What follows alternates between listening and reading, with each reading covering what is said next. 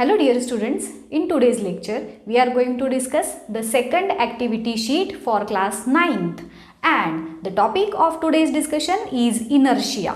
Inertia कशाला म्हणायचं तर बघा स्टुडंट्स, प्रत्येक ऑब्जेक्ट ज्याला ॲक्च्युली मराठीमध्ये ह्या इनर्शियाला जडत्व असं म्हणतात. कुठलीही वस्तू असू देत तुमच्या आजूबाजूला असणारी, मग ती लिव्हिंग असू देत किंवा नॉन लिव्हिंग असू देत, त्याची एक स्पेसिफिक अशी टेंडन्सी असते की ती ज्या स्थितीत तुम्ही ठेवलेली आहे त्या स्थितीमध्ये ती राहणार. म्हणजे जर ती स्टेडी असेल तर ती स्टेडीच राहणार, जर ती मोशनमध्ये असेल तर ती मोशनमध्येच राहणार. सो ह्या टेंडन्सीला त्या ऑब्जेक्टच्या म्हणायचं इनर्शिया. मग इनर्शियाची डेफिनिशन काय तयार होईल? It is the tendency of a body किंवा ऑब्जेक्ट आपण म्हणू त्याला, टू रेजिस्ट चेंजला रेजिस्ट करायची tendency in a state of rest. म्हणजेच जर स्टेट ऑफ रेस्टमध्ये असेल म्हणजे स्टेडी असेल तर तो स्टेडीच राहणार, ऑर ऑफ मोशन जर गतिमान असेल तर तो गतिमान राहणार. त्या टेंडन्सीला म्हणायचं इनर्शिया. आता जसं की तुम्ही इथं बघताय याचे 3 टाईप्स आहेत.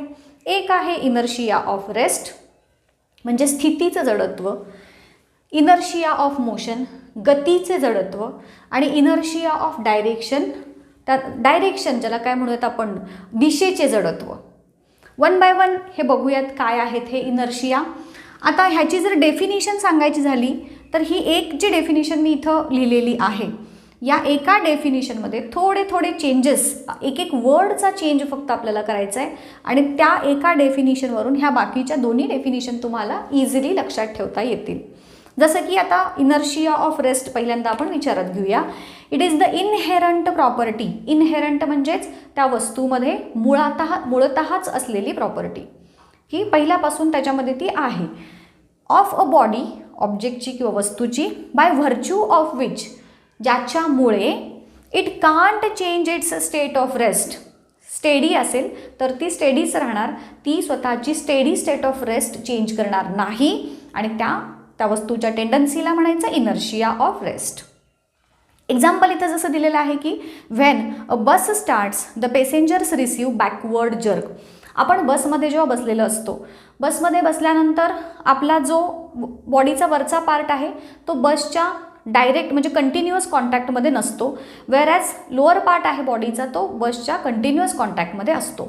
आता जेव्हा बस स्टार्ट होते तेव्हा काय होतं, जो बॉडीचा आपल्या पार्ट बसच्या कंटिन्युअस कॉन्टॅक्टमध्ये आहे तो बसबरोबर पुढे जाणार, वेअरॅज द अप्पर पार्ट जो आहे तो मात्र आहे त्या स्थितीमध्ये म्हणजे स्टेट ऑफ रेस्टमध्ये राहण्याची त्याची टेंडन्सी असणार आणि म्हणून पुढचा पार्ट जो बसच्या कॉन्टॅक्टमध्ये आहे तो पुढं गेला आणि हा पार्ट मागं राहिला आणि म्हणून बॅकवर्ड जर्क आपल्याला मिळतो.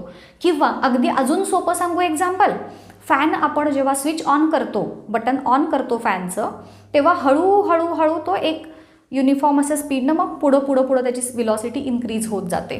मग आधी तो स्टेडी असतो म्हणजेच त्याच्यामध्ये इनर्शिया ऑफ रेस्ट असतो आणि मग जेव्हा तुम्ही त्याला गतिमान करता मग हळूहळू it changes it's inertia of rest.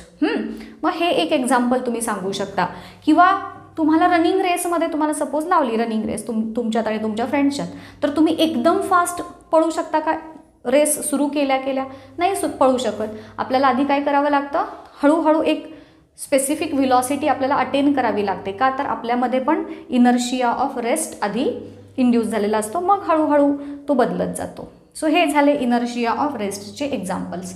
दुसरा जो इनर्शिया आहे it is inertia of motion.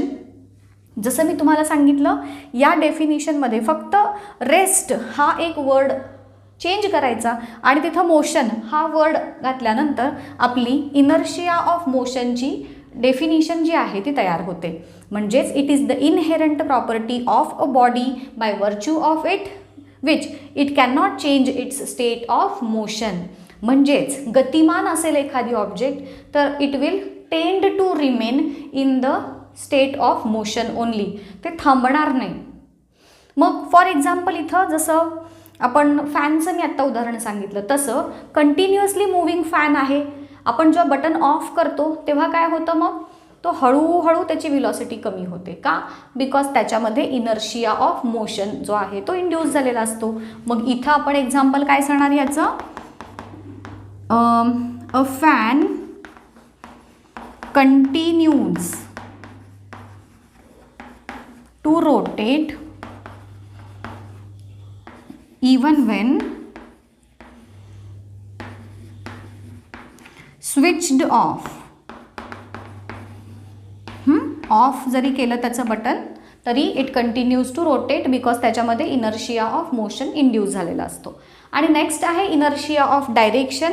Same definition, रेस्टच्या ऐवजी डायरेक्शन हा वर्ड यूज केला की आपली इनर्शिया ऑफ डायरेक्शनची डेफिनिशन तयार होते. म्हणजेच एक स्पेसिफिक, समजा तुम्ही एका स्पेसिफिक स्ट्रेट डायरेक्शननं पुढं चाललाय. समजा गाडीत तुम्ही बसलाय आणि ती गाडी एका सरळ रस्त्यानं चालली आहे आणि अचानक काय होतं, टर्न येतो. टर्न आल्यानंतर काय होतं रे, गाडीचा टर्न समजा ह्या बाजूला आला, इकडे गाडी वळली की आपलं जे पॅसेंजरची बॉडी आहे ती कुठल्या डायरेक्शनला वळणार, अपोजिट साईडला. गाडी इकडे, आपली बॉडी अपोजिट साईडला. वाय दिस हॅपन्स, बिकॉज आपल्या जेव्हा गाडीची डायरेक्शन स्टेडी असते त्यावेळेस आपली बॉडी देखील त्या सरळ डायरेक्शनमध्ये मूव्ह होत असते. आता जेव्हा बस जी आहे ती तिची डायरेक्शन चेंज करते तेव्हा त्याच्यामध्ये आपल्या बॉडीची मात्र टेंडन्सी आहे इनर्शिया ऑफ डायरेक्शन त्याच्यामध्ये इंड्यूस झालेला असल्यामुळे we do not easily change our direction of body आणि म्हणून आपली बॉडी या डायरेक्शनला बेंड होते. मग इथं काय म्हणणार बघा, when a bus changes its direction the passengers